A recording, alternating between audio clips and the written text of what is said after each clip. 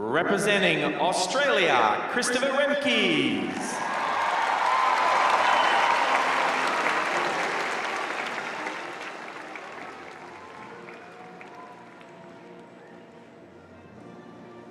And the winner of the silver medal, representing Chinese Taipei, Li Jikai.